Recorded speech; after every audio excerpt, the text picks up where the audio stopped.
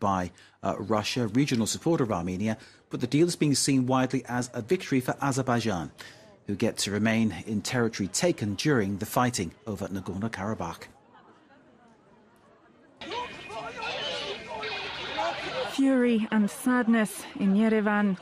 At least 100 people demonstrated against the peace deal with Azerbaijan, fated in Baku as a triumph, but widely seen in Armenia as a defeat.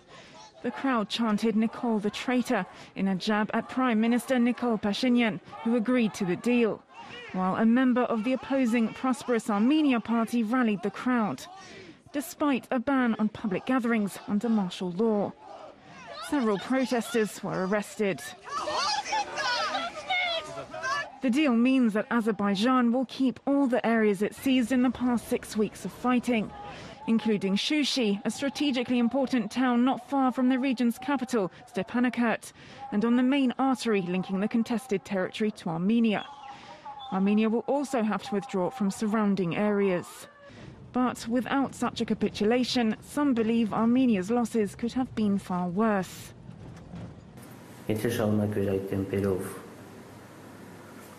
Մարտական գործողությունները օրերի ընթացքում մենք պիտի կորցնեինք ամբողջ Արցախը, ունենայինք շատ ավելի զոհեր. The peace deal comes after multiple failed ceasefires and at least 1,000 people killed. Let's go to our correspondent who's been covering the conflict in Nagorno-Karabakh. Luke Shrego is now in Yerevan, Armenia. Luke, good evening to you. Clearly, this is where the mood is turning quite angry. Is that the sense now? There has been this sense of anger for days now, ever since the deal was announced, and Wednesday in particular marked a day of protest here in the Armenian capital of Yerevan, and it had one refrain, Nikol resign, referring of course there to the Armenian Prime Minister Nikol Pashinyan. Now, of course, the march began at Freedom Square before marching to Republic Square that you may just be able to see behind me, the building lit up. Around the square there, one of those buildings is a government building, one of the ones that was vandalised on Monday night. They marched then from there to the Parliament, again demanding chants audible from where I'm currently standing of Nikol resign. Now this is of course despite the state of martial law here in the city and a ban on such demonstrations. Around about 1,000 people, perhaps a little over, all marched through the city, with a handful of arrests earlier on in the day and over 100 being detained, though dozens were later released. Now, this is the result of a call from 17 opposition parties who've been calling for the resignation of Pashinyan for several days, even before Pashinyan signed the accord to stop the conflict. Now, as this comes as they gathered enough support on the Wednesday for an extraordinary session in the Parliament, one aimed at pushing him to step down and resign. We do have to take a little bit of perspective, however, and we need to look at where these calls are coming from. Of all these 17 parties that have been calling for this, there's just two of them one of them, have seats in the Parliament, and it does seem to be the case that they are not particularly popular. Two of these parties, in fact, were the two that were pushed from power by Nikol Pashinyan, ousted from power in the Velvet Revolution of 2018. Now, the politicians on this particular side of the political spectrum, they are not popular here.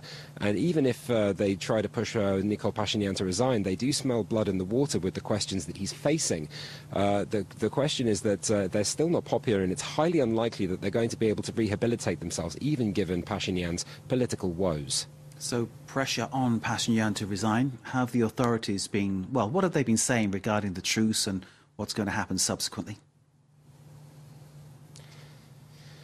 Well, ever since Pashinyan signed this deal late on Monday night, he's been saying that he had no choice to do so. It was, in fact, the Armenian military that was pushing him to sign. His own general staff saying that, as it later transpired, that they simply couldn't stand up in the face of the pressure from Azerbaijan's offensive. If they had carried on, the situation simply would have collapsed. They were looking at being completely surrounded, even during the attempted defense of the city of Shushi.